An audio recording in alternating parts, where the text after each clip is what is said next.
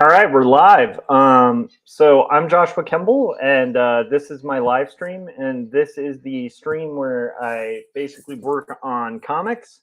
For those of you who may not be familiar with me, I've been a professional artist, a graphic designer, an illustrator for over going on 20 years. I've been a professional art director for about 8. And when I'm not art directing or doing graphic design or illustration, I'm making graphic novels, long form comic books. And I tend to do things that are like autobiographical or slice of life or like more in the literary genre of comics. And this is the live stream where I work on those things. And so I'm really actually pretty excited. I actually got a lot of work done over the weekend. It's a 3-day weekend. I was hoping to kind of stream yesterday, but the timing just never worked out. And by the time I actually ended up finishing my art, it was like so early in the morning that it just didn't seem like a great time to be like live streaming. So I will show what I got done there, and then I'm going to kind of get into it and just start coloring page 15 of Not Death But Love, the strange supernatural case of or story of Elizabeth Barrett Browning. Before I do that, I do want to mention the books that I do have out. So, Jacob's Apartment is my slice of life, doomed romance comic that talks about the questions that can cause, oh my gosh, the questions that can make you doubt even the strongest of faith. And it is done in the vein of Eternal Sunshine for the Spotless Mind or Ghost World, kind of a slice of life type um, comic that has dreams and reality interweaving. And it's available for pre order right now. And you can basically, if you want to do a really big favor to indie comics and to me, go to your local bookstore and make sure that they're carrying this. It's available at every bookstore from Graphic Mundi, and you can also pre-order it. That's a really good way to help as well, because those pre-orders help get those numbers up. It releases on the 7th of next month, which I'm really excited about. So June 7th.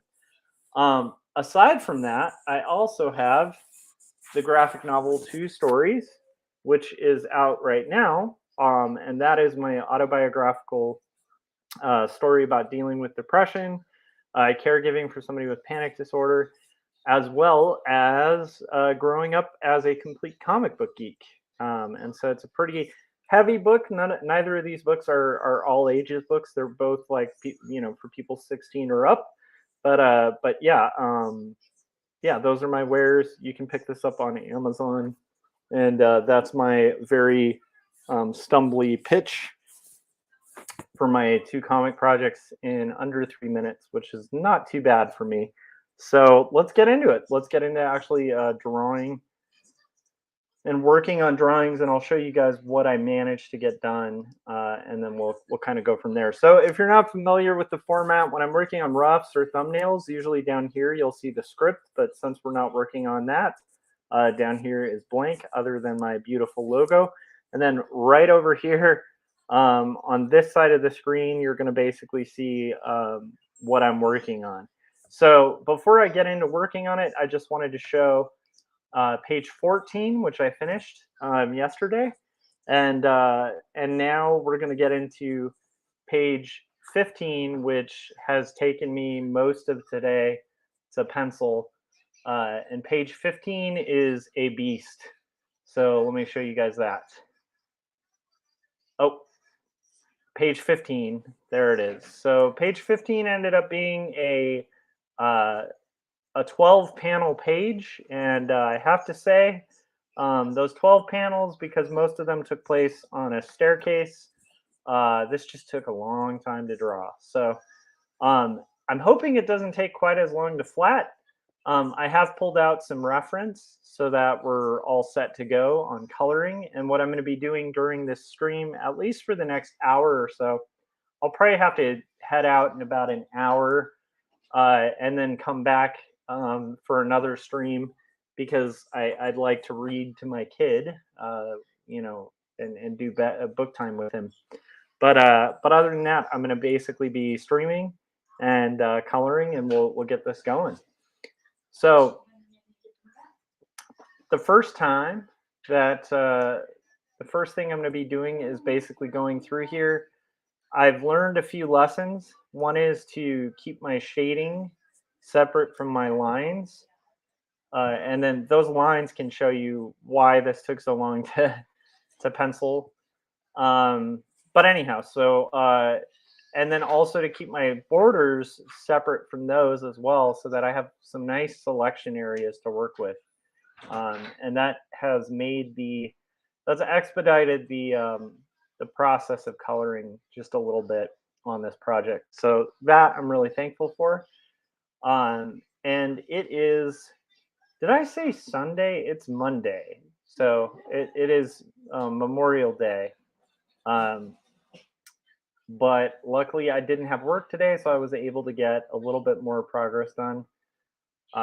Still not quite as much as I was hoping. I was hoping by the end of this weekend to have 3 pages finished, and I only managed to finish one, and then I'm working on this one. So comics are an interesting beast where you can end up like sort of getting progress done on stuff, and like having an idea of like how long it's going to take to do things, and that can very quickly add up to a lot more time than you might initially anticipate.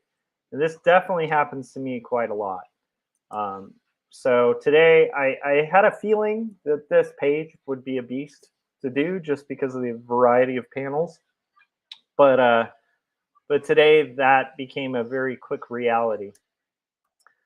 What we're going to do here is basically set up our flats for everything that's white on the page.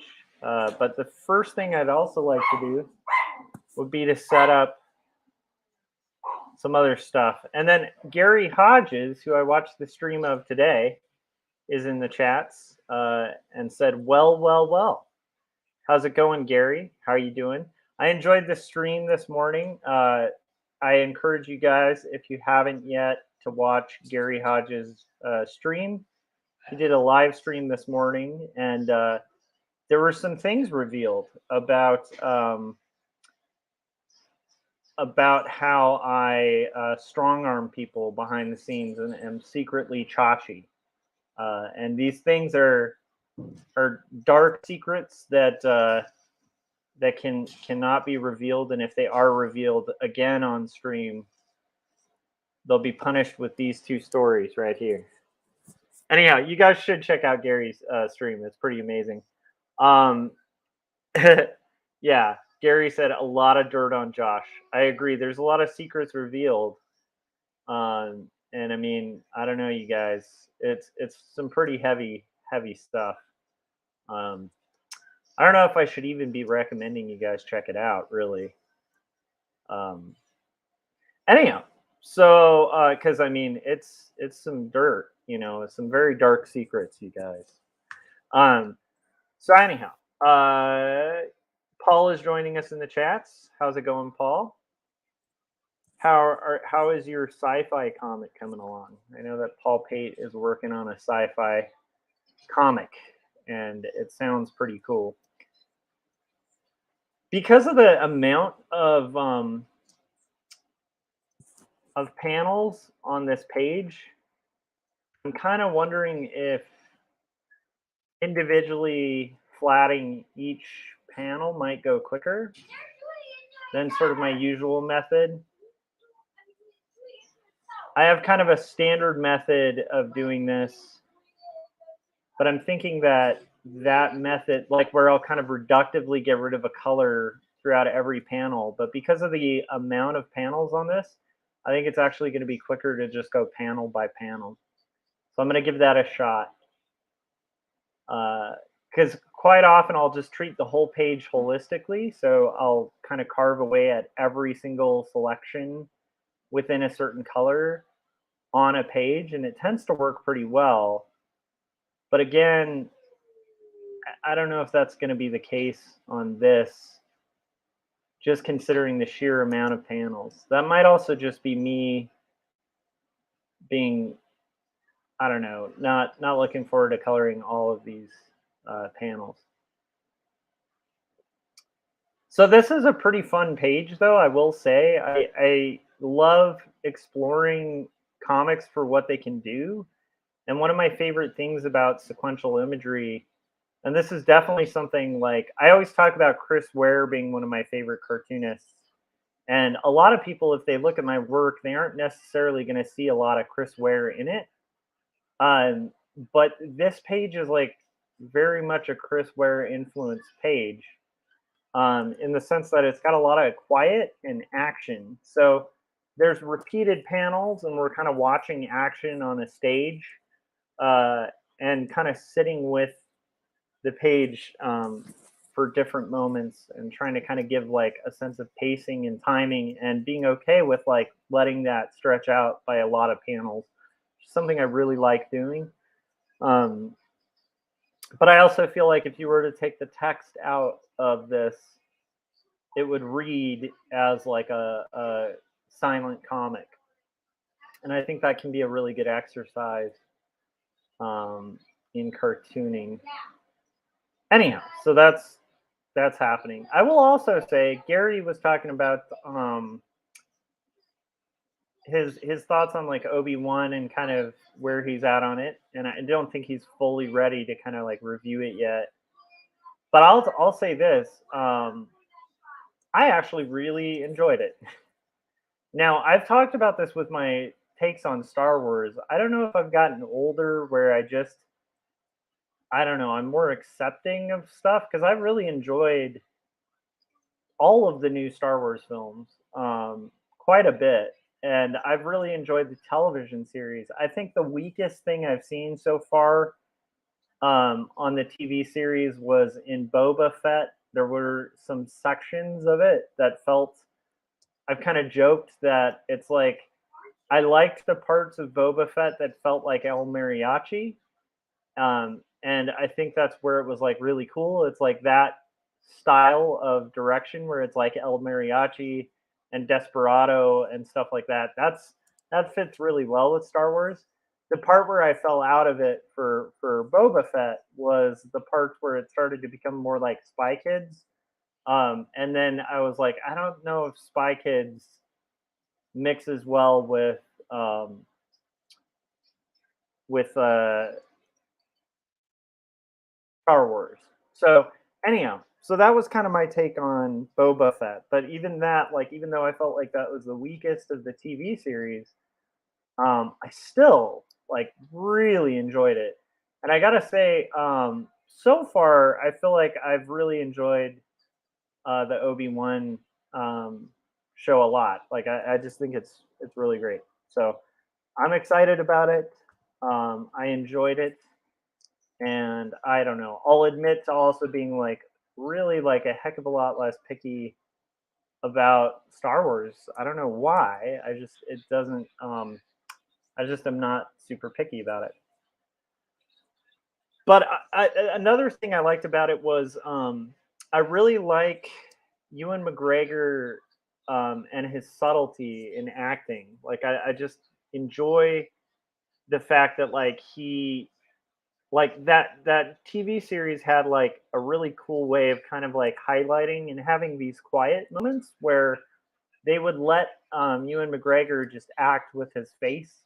And there's a lot of like slow paced, very slow build kind of stuff that's happening throughout the series, at least at the beginning in the first episode, so that it kind of builds tension and builds the environment, and it really lets like, I think it really lets, Ewan McGregor like really show off his skills because you'll see him just do these like subtle things with his face where he's communicating like entire emotion with it, and it's really cool. But I will say it has a very different feel than the other Star Wars, series, and I will say also still, I think for like the TV series so far, Mandalorian is definitely still my favorite of the, television shows.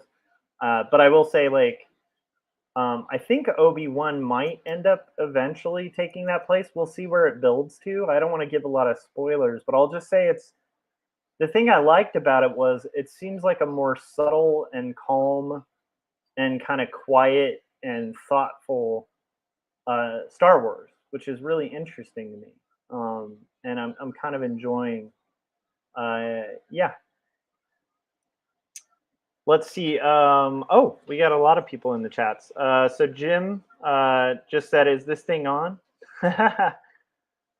um, Paul said, "I like the tough talk. Josh got names for your fists and everything." Yeah, Jim revealed my secrets on Gary's stream about my two stories right here. These two stories. Um, but anyhow, let's see here. You guys should check out Gary's. Did I just say Jerry? Oh my gosh, my brain is put in a blender today. You should check out Jerry's stream. No, Gary's stream. Um, Although I do call him Jerry. Like if I get violent with Gary, that's when I call him Jerry. Just to like, I'm just like, how do you like that, Jerry? He's like, my name's not Jerry. I'm like, it is now. Anyhow, uh, Gary said I will probably rewatch the first episode tonight and see if the feeling about it clears up. And he said, Ewan McGregor is definitely one of the highlights. That's cool. Episode 2 of Kenobi reminded me of Breaking Bad. um, and then Paul Pate says, sounds like you easily suspend your disbelief and just enjoy the show. Yeah, and it's weird because I am one of the people who like I really didn't like the new episodes, like the not the new Star Wars movies, but like the prequels. Like I wasn't a big fan. And I kind of like I remember vividly when they came out being really really trying to like them and trying to enjoy them. And there's still elements that I think were great within those films, but I don't think they were good movies. But so far, everything that's been happening, like I don't see a huge weak link in the Disney versions of Star Wars. Like I feel like they've been doing a pretty excellent job, but it might be like what Paul was saying, where it's like I can just suspend my disbelief for some reason and just kind of dig it. Um, but I will say, like, when you start introducing like flying Vespas and Vespa gangs, that's where I kind of lose my disbelief. So I still have criticisms of some of what they've chosen to do, but overall, it's like I'm still kind of enjoying it. And the weird thing is, here's the other thing about the flying Vespas. I actually like Vespas. I think Vespas are cool. Just they're not really a Star Wars thing, you know. I even don't even mind the idea of like a flying Vespa gang. It's just like maybe that should be in like the Hitchhiker's Guide to the Galaxy or something, you know. Anyhow, so Philip Chandler said, "I think the pace is going to pick up soon." Yeah, for sure. But I enjoyed the fact that they're being kind of patient with it, and I'm a weird person where I tend to like those moments where a director won't mind kind of staying with um, somebody's face for a little bit and let their face have a emotional reaction or staying with the shot for a little longer than is comfortable. I think I kind of enjoy that a lot. Um, and I think I'm a little strange in that because I know a lot of people who like get very quickly bored with that sort of pacing. And I'm not saying that's why somebody wouldn't like it. It's just like for me, I also acknowledge that some of the things I like about it are things a lot of people I know would probably get very bored very quickly with. Um,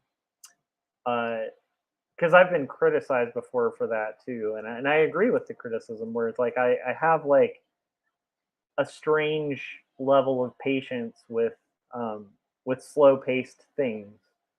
Um, so yeah, not to the point where like so I do remember as a kid reading like Grapes of Wrath, not as a kid, like as a high school kid. And I still to this day, I don't know if I can do Steinbeck pacing, where you're like you have an entire chapter talking about an ant climbing on a turtle's foot.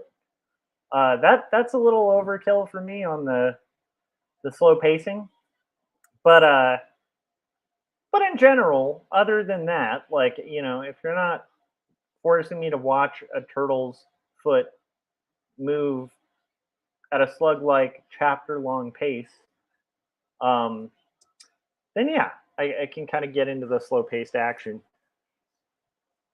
Paul says Disney Plus doesn't work on my TV. Oh, that's a bummer. I don't know. I think it's worth it. I think Disney Plus is worth it so far. I'm a fan, but also acknowledging that yeah, I mean, I might have just lost all my taste when it comes to Star Wars stuff because I've been all about it. Um, anyhow, let's see here. Gary said, for the record, I really do like Episode 7 and Episode 8 of the Disney movies. Yeah, they're good. I mean, I don't know, it's weird. Um, yeah. I don't think this isn't meant to be a criticism of you, Gary, or your take, because like I don't even think you've settled on yours. I just have been surprised at how much like I haven't really had a lot of criticisms. I've just been digging them. It's very strange. Because I tend to be a pretty nitpicky person, especially with things I love. Even on Gary's stream, you guys were talking about Indiana Jones, and I love the first three Indiana Jones movies, but that fourth movie like hurt me. Like I kind of like to pretend it just didn't exist because it was just that bad. It physically felt like a gut punch. Um, which is weird, but it's like I grew up like loving that. So I also understand where someone's coming from if like they watch something like Star Wars that we all have, especially from our generation, like a ton of emotional attachment to. These are things like these are characters and worlds that we've been playing in our imagination for you know at minimum like 40 years. So it's like again like it kind of makes sense like to me thinking about that and how that Indiana Jones movie made me feel. If I'm getting that feeling from any Star Wars movies, then of course I'd be like not enjoying it and that kind of thing. I can also enjoy something and like I still have criticisms. Like if I needed to tear it apart, even the Obi-Wan thing, there's a couple story thread things that are a little weird. There's a couple sort of cornball moments that might have been a little ham-fisted and overdone.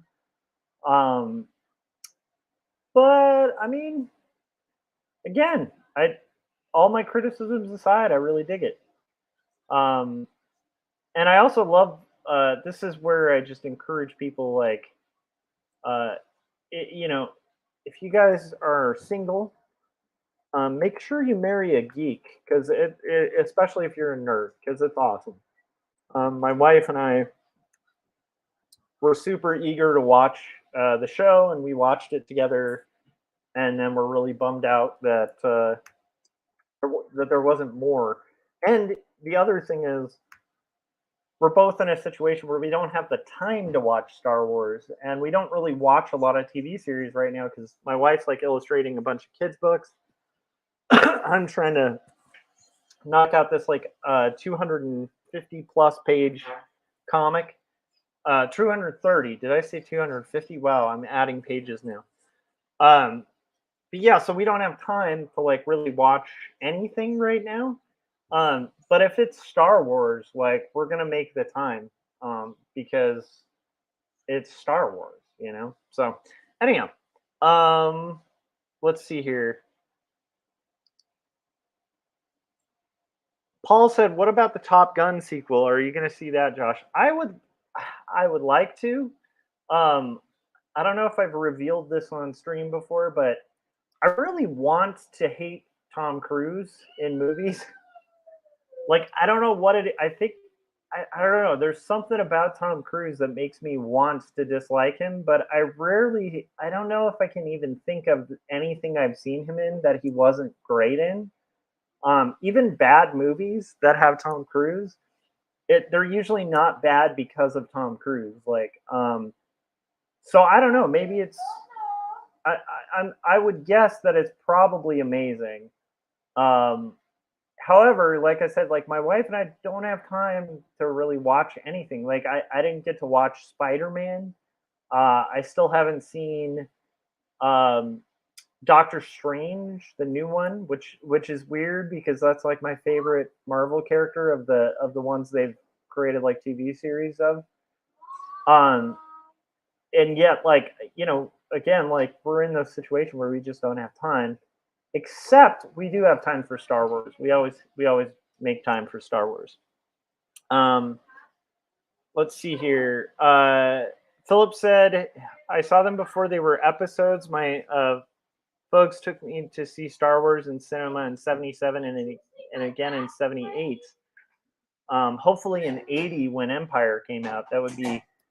Um, that would be like the best one to see in the theaters, in my opinion, because just those snow sequences would have been so rad on the big screen. Um, I kind of got to experience that a little bit when I was older, when they did the reboots or re-release things. But the only downside was they did all that weird addition of a bunch of like CG stuff that wasn't in the original. So while it was cool to see him on the big screen, it like technically we never got to see the actual movie um, as it was like in the theater. Yeah. Uh, and that must have been cool. But yeah, I mean, I grew up with those things. And my sister who wrote this book was like a huge Star Wars nerd. She had a subscription to Lucasfilm magazine, and so we used to like just pour over that thing to learn about, um, like Willow and uh, basically anything George Lucas. Those magazines went over. So anything Star Wars related was pretty cool. But I will admittedly, I was just about to say, I'll admittedly admit, you guys, I'm on point today. Do you hear my amazing linguistic skills?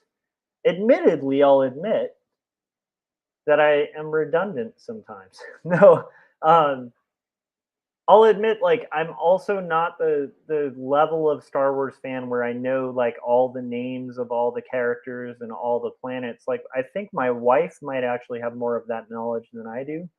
I just really enjoy them and definitely grew up pretending to be either Luke Skywalker or Han Solo. When I was using my best judgment, I would be pretending to be Han Solo, and when I was using my worst judgment, I was pretending to be Luke growing up. Because in reality, you should want to be Han, right? If you had to pick, just saying. What's up?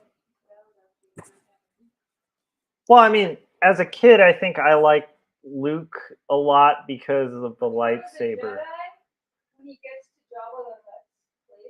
That's what I'm saying. Yeah, yeah, yeah. Like the Luke in Jedi is awesome, or was at least as a kid. It still is. But and I'll admit, like, and here's the thing. I think if people don't like the TV series, then maybe they wouldn't have as much of a joy in like the kind of Luke scene that I don't want to spoil or whatever, just in case somebody hasn't seen it. Um, from a Mandalorian. Um,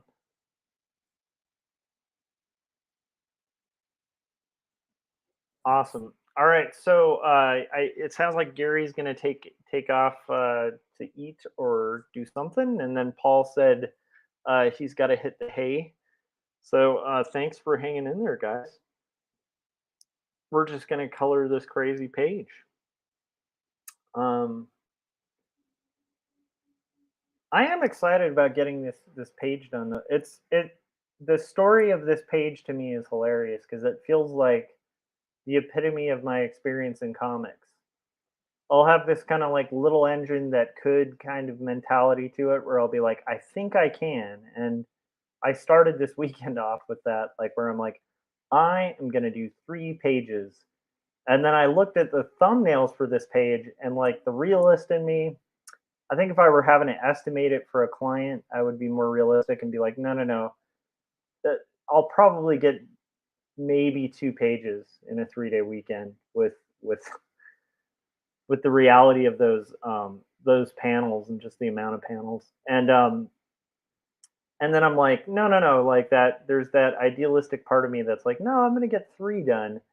And here, it's 7 o'clock on Monday, and I'm gonna be lucky to get 2 done if I can. So we'll see how it goes. But it's funny how that works because I think in a weird way that mindset also enables me and allows me um, to make comics because I'll just sort of shoot for it and then be disappointed. I don't know if that makes sense. Um, let's see here. Oh, nice. Philip said he's at work and he's on a lunch break. Well, enjoy yourself, man. Thanks for hanging out on your lunch break. That was cool. I hope I kept you company during your lunch break. Let's see here. Oh, I made the correct selection. I second guessed it, and now I have to make that selection again. So I'm gonna do the thing where I go through and deselect every color, but I just want to do it like kind of on a one panel at a time basis. I think that's going to speed up the process. Also, if I end up with a lot of live selections and I accidentally like miss click somewhere, then I have to reselect all of those things, and I don't want to end up in that scenario. So instead, I'm doing it just one frame at a time here. And I have the rendering turned off while I'm doing this so I can kind of see the edge of the page.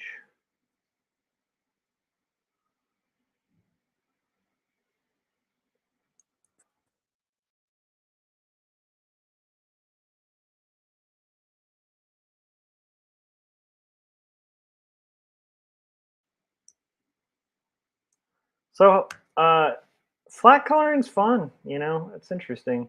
I will say I also kind of liked the I like the villains so far. I think the villains were pretty good. Like Star Wars always has pretty compelling villains, I think. And honestly, I thought the Grand Inquisitor and his assistant and stuff were pretty good characters. Um, so I kind of enjoyed that element of it.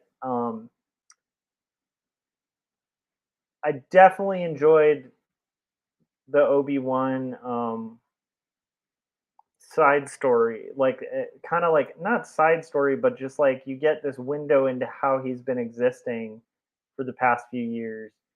And it's I don't know, it's just the way they went about it. There's like a strange meat packing factory that he works at, which is interesting.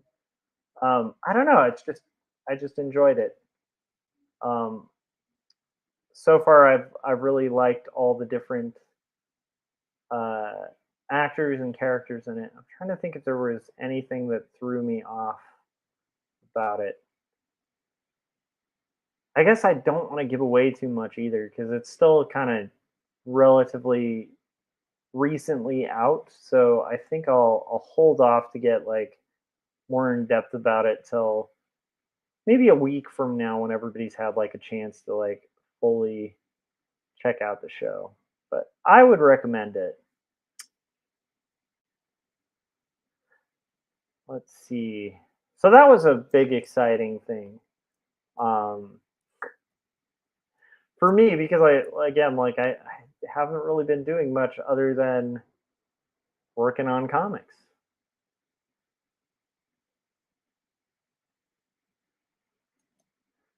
Let's see here.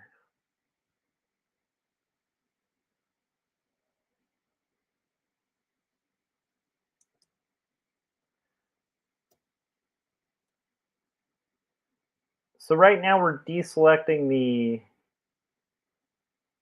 apron here of this maid.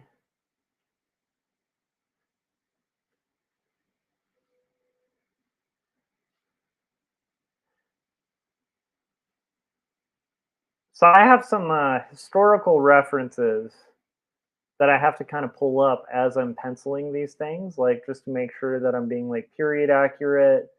Um, there's one of the maid that was a costume from that era that I found this old vintage photo of a maid from that time because nobody has like any pictures of Wilson, Elizabeth's actual maid from the time. So we had to kind of speculate what she would look like. And this person just looked like a Wilson to me. So which is Elizabeth Barrett Browning's maid.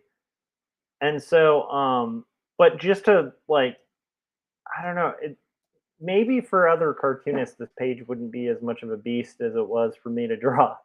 But for me, it I was working on penciling this like last night, pretty late into the morning, and there was a point where I was drawing the maid, and instead of having that reference, which is like an old photograph of this maid pulled up, I had a picture of what I like my references for Mr. Barrett, the bald guy that you're seeing here.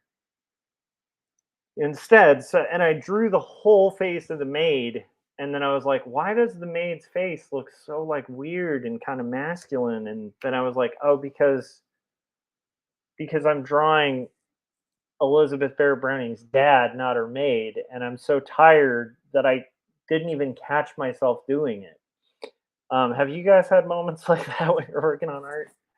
You're literally drawing the wrong thing and don't even notice it. That's how much of a beast this page has been to me. Has not been a kind page to me. Let's see here.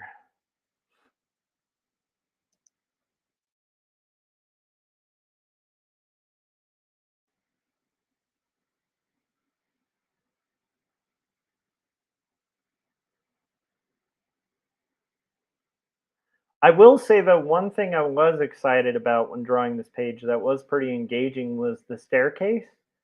Um, because of the fact that I've literally been drawing the same bedroom for a good you know 10 pages now, and so I finally get to scene change, which is extremely exciting and kind of needed. when I feel like in comics, when you're stuck with like the same scene in the same location for a long period of time, it can feel like jail after a while. Like at first, it's really kind of a fun challenge, and you're trying to think of different angles and ways you can show it. And after a while, it's just like I don't want to draw that same bookshelf again. So I will say this was kind of fun. I didn't have to draw the fireplace, the bookshelf. As much as I liked the Chase Lounge because it got to remind me of the song by Wet Leg, which is amazing and hilarious. Um, After a while, it got a little old. Like by page 10, I'm like, I think I've drawn this Chase Lounge like 100 times now. I think I'm over it now. um, and what's funny is, like when you're, oh, hold on a sec, making this selection too. What's funny is that it was dawning on me the other day. something I used to remember a lot more, but I've gotten so used to drawing comics. I was mentioning to my wife that it had dawned on me that I've already done hundreds of drawings for this comic, and we're on page 15, um, and we're probably already in the hundreds for how many drawings I've had to do because each panel, right, that you have. So there's that. That was like something I was kind of thinking about where like if I were doing a kids book or something like that, not that it's easy, it's not. But if you're doing a book with just like single illustrations, it's like you most likely are going to concern yourself with like 24 to 32 illustrations. Um, and quite often they're not going to be paneled illustrations. Not that that's always the case, but like it's a different thing when you're like, dealing in a medium where a single page can have like 12 different drawings on it or six different drawings on it that like require completely different setup and all sorts of stuff like that. So comics are kind of unique in that regard. Not that they're alone in it, but they're very unique in it. And I kind of can forget that because I've been doing these for a while, and so it's like I can kind of forget that that's why these things can take forever because it's a lot of drawing. Um, so yeah, so that was something I was thinking about. Let's see here. So that kind of cracked me up, like just realizing that because I was a little frustrated today, honestly, and like just how long it's taking me to do, and then I had to kind of remember, oh yeah, I had to draw 12 panels, not just a single. Like if one of these panels was all I had to draw, like that would have been done in a day.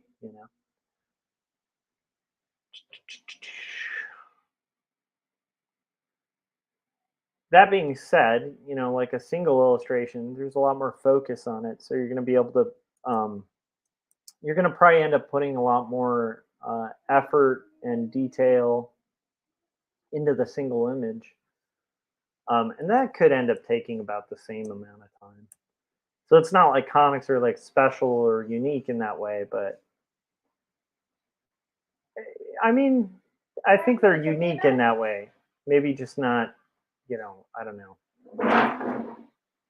I don't know really where I'm going with that, but it was something I was thinking about. Was just the challenge of drawing panels.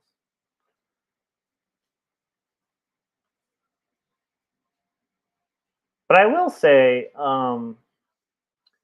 like if someone out there wasn't doing comics and they wanted to get really good at it, um, the one thing that you'd really want to learn how to do is draw the same characters multiple times from multiple directions and find a way to make it sequentially cohesive. Like, um,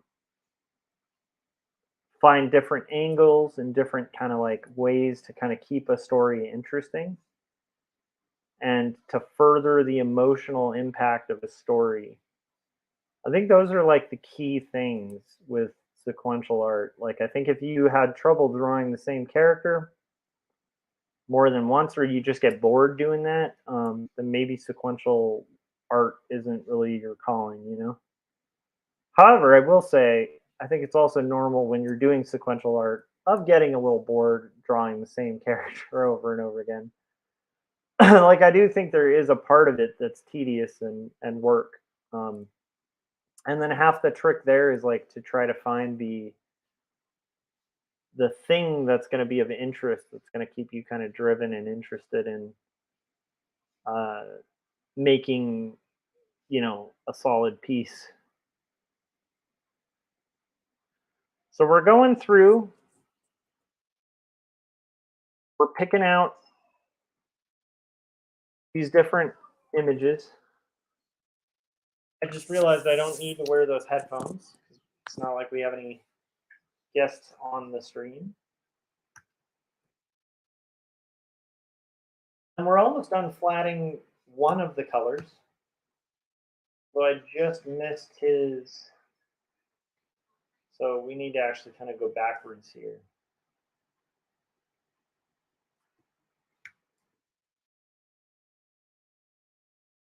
I did miss the white parts of his shirt.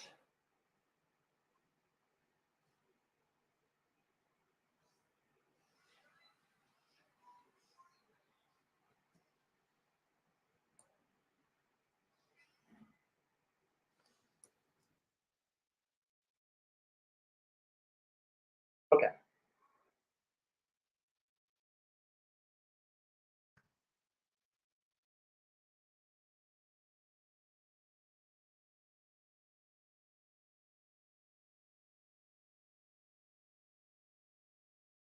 I also just caught a sequential error. Excuse me. On the front of this figure.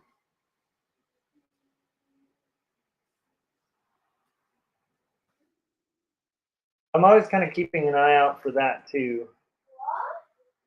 As I'm coloring, you guys will probably see this on some of these streams, but as I'm coloring, I'm always keeping an eye out on the initial line art too. It's here. It somehow missed the band. There's like a band that's supposed to be here. And somehow I had missed that entirely.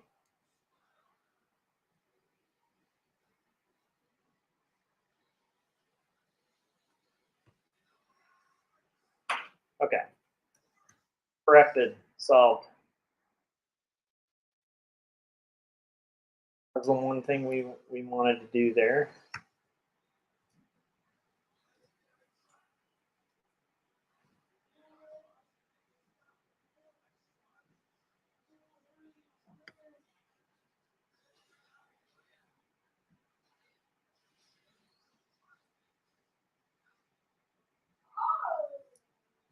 Okay.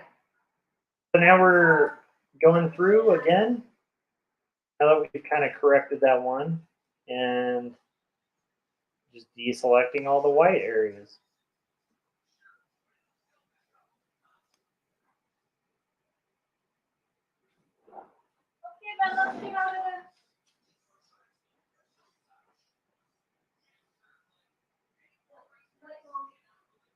And I will say at about the hour mark, I'm going to probably end the stream for a little bit and then hop back on a little later on a different, newer stream because I like to read to my kid before he goes to bed. And so that's what I'm kind of planning on doing. Let me see. The new Star Wars, though, like again, the TV series, I'm just really impressed with the special effects and the filming too, and what is possible for a TV series nowadays is just insane to me.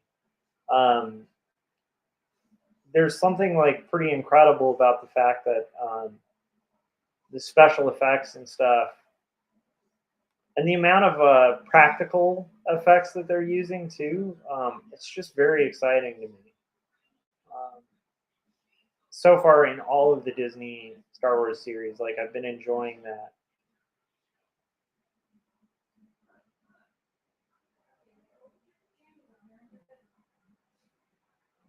All right, so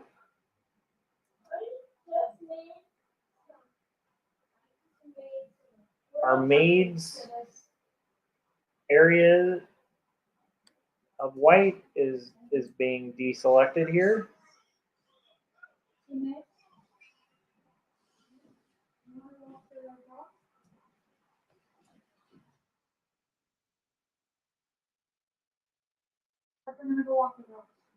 Okay.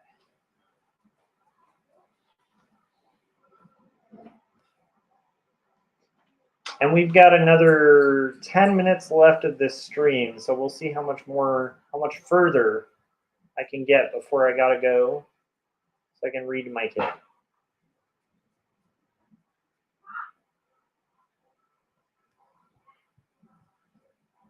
I actually am encouraged by the fact that it seems like we've made some pretty good progress for just an hour in. I mean, it's definitely not going to go as quick as the last few pages where, you know, it was like 4 panels with minimal background. But I will say, compared to Elizabeth's room, these aren't as complicated of backgrounds to color, so that's exciting. And hopefully that means it will go a little bit quicker than some of those earlier pages.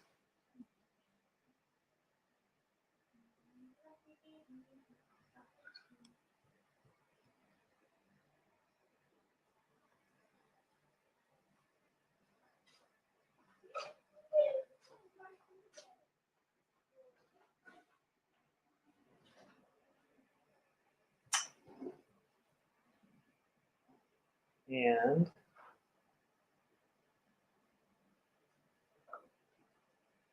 I think we've got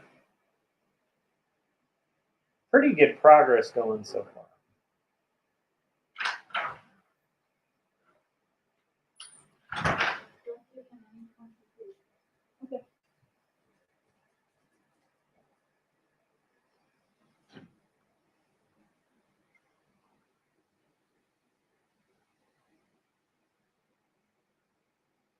And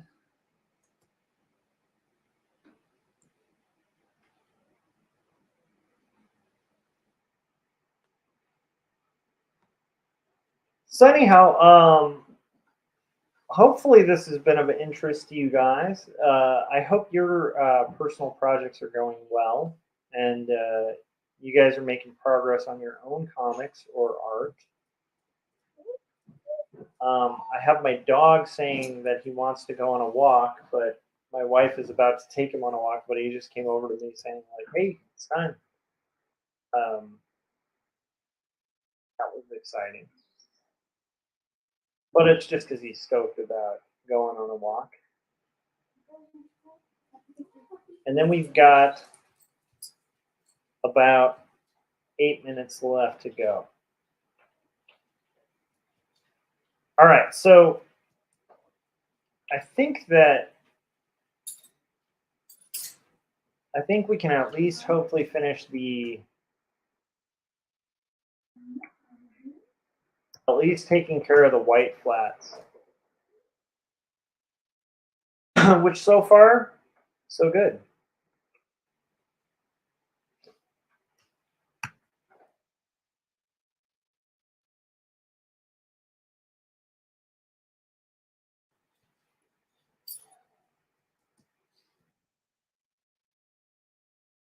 Okay.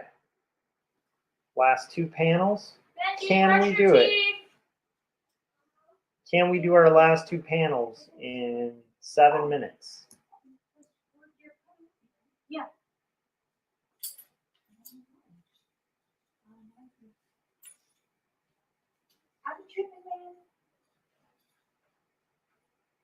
And I really do think this is possible in 7 minutes to get these selections done. But we'll see, guys. We'll see if we can make it. I know.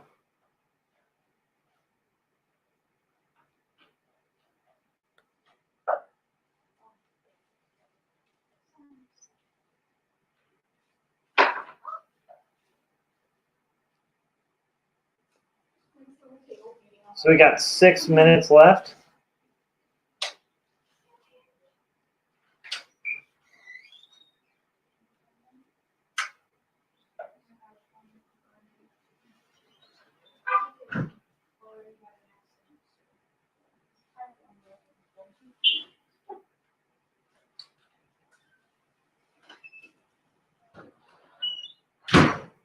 And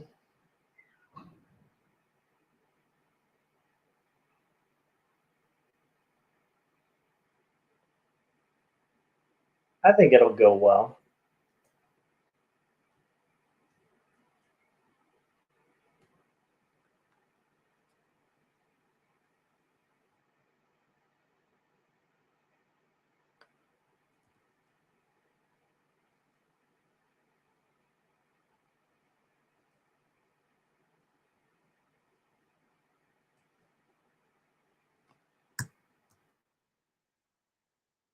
All right.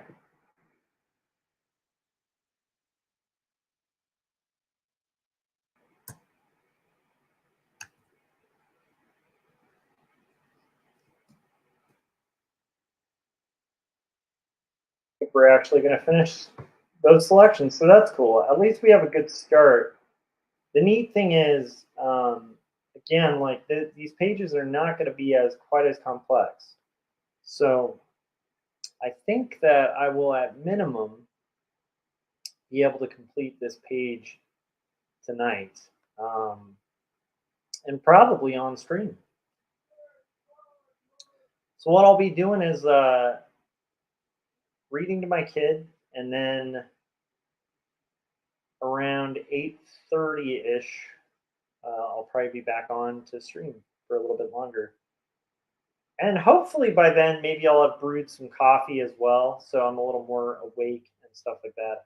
I realized during this stream I may not have been as on point, um, on topics or anything like that as usual on the stream. Um, one would expect me to be, but I am glad to get some work done and some progress on the page.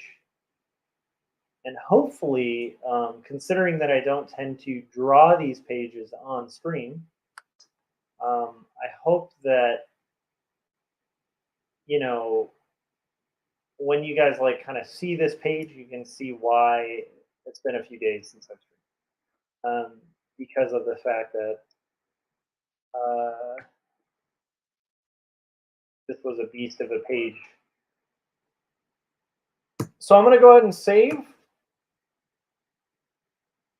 And I think we could probably still have a good 2 minutes. So maybe we can do her eyes as well. We're going to do her.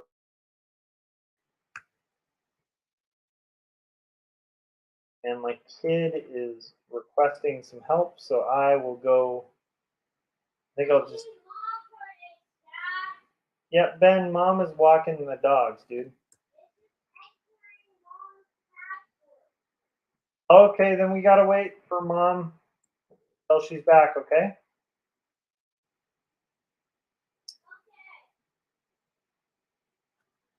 Yeah, Ben's mom knows the password to his iPad. I do not, and if I did, I wouldn't be saying it over the stream anyway. So what we're going to do real quick is just deselect her eyes, and then I am good to go. Which is pretty cool. Hopefully, like I said, hopefully these don't take quite as long. But here's the thing about art is, even when I was penciling this, even though I wanted it to take less time, something I learned long ago in comics is these things are so time consuming anyway that like it's really important not to rush something that beyond like quicker than the time you think it's going to need. Like if you feel like this is going to need a day, and then you start doing it and you realize it's going to need another day, or if you're working on something that's going to take a week. And Chris said good looking period costumes on this page. Thanks. Yeah, it's been an interesting it's an interesting era to look into. um we just had these really kind of interesting costumes. To an extent, that's one thing that's been fun about the historical fiction part, and also a little bit restrictive, is the fact that I'm somewhat restricted to like what, like if I can find something that's accurate. Like for instance, there's like a church that they get married in, and like to me, I don't have a ton of liberties with that because it needs to look like the place they got married in. So there's like a certain amount of historical accuracy that I need to try to do. But then there's also some freedom in the sense of as long as what I find is somewhat period accurate when it comes to like costumes of a maid. Um, and it's like, okay, so I found out like what the maid costumes from that region look like um, at that period in time. Then like that's all I need. I didn't necessarily need to have a specific one or a specific look. Um, Whereas like with you know with Elizabeth's dad, like I have a little bit less freedom in how I can have him look because there is some references. So it's like there's certain characteristics that are gonna have to match, and then there's certain ones that I have a little more freedom and liberty with, um, if that makes any sense.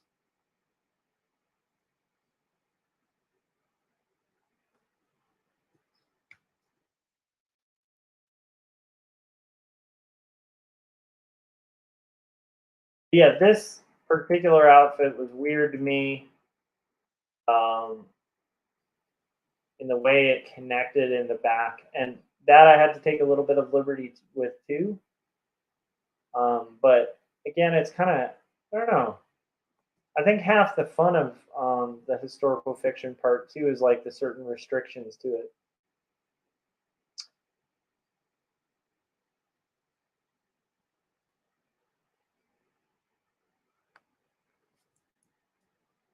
And you guys, we have hit that hour mark. I was about to get into doing the costume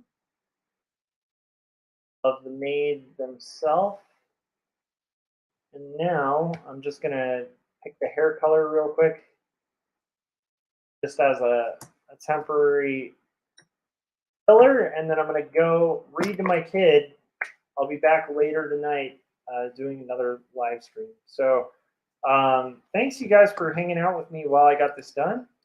And then if you are going to be up for working on comics and want to hang out during a stream in about an hour, I'll see you guys then. So I should be back online in about by 8:30. Uh, Thanks to everybody who tuned in. And if you haven't yet, hit subscribe, hit the bell. I think when you hit the bell, there's a way to kind of make sure you receive notifications when I'm about to go live. And that way you can hop on whenever we're about to go live. And I will see you guys on uh, the next stream, hopefully in about an hour. Have a good night, and I'll see you guys then.